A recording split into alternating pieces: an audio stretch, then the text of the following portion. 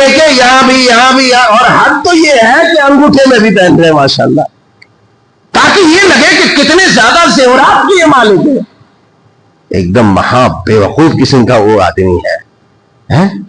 وہ کوئی اچھا دکھتا ہے؟ وہ تو جھنگوری بابا کی طرح دکھتا ہے کہ سب وہ جو جھو چھو کرتے رہتا ہے، لوگوں کو بیوقوف بناتے رہتا ہے. اس آدمی نے ایسا حلیہ اپنایا ہوتا ہے.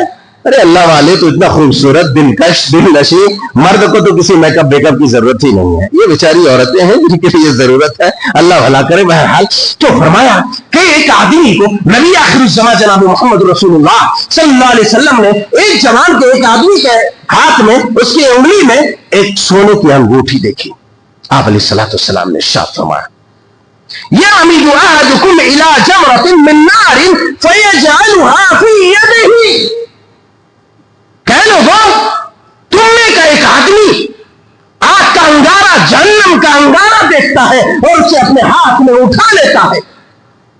سونے کی انگوٹھی پہنے ہوئے نوجوان کو جب آپ نے اس کی انگلی میں انگوٹھی دیکھا، سونے کی انگوٹھی دیکھی، آپ نے ارشاد فرمایا کہ جس نے سونے کی انگوٹھی پہنی گویا کہ جہنم کا ایک انگارہ، جہنم کی آگ کا ایک شعلہ اس نے اپنے ہاتھ میں رکھ لیا ہے، اپنی انگلی میں ڈال لیا ہے. اے امت کے جیانو، اے امت کے جیانو، تمہارے لیے سونا میرے رب نے حرام کیا ہے، ریشم حرام کیا ہے، تم اسے نہیں پہن سکتے. اس میں تمہارے لیے حسن نہیں ہے، اس میں تمہارے لیے عیب ہے.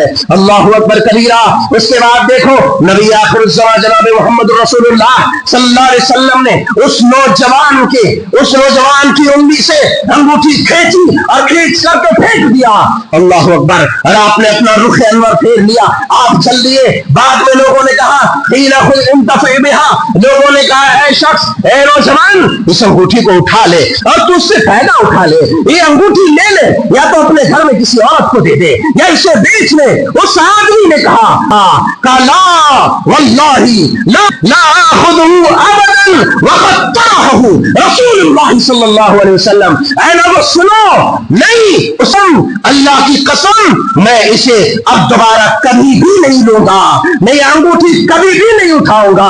جبکہ رسول اکرم صلی اللہ علیہ وسلم نے ناپسندیدگی کے عالم میں انگوٹھی سونے کی نکالی اور پھینک دی. اب رسول اکرم صلی اللہ علیہ وسلم کی نگاہیں غضبناک پڑ چکی ہے، میں اسے کبھی بھی نہیں اٹھا سکتا. یہ نبی کی محبت ہے، یہ جذبہ اطاعت ہے کہ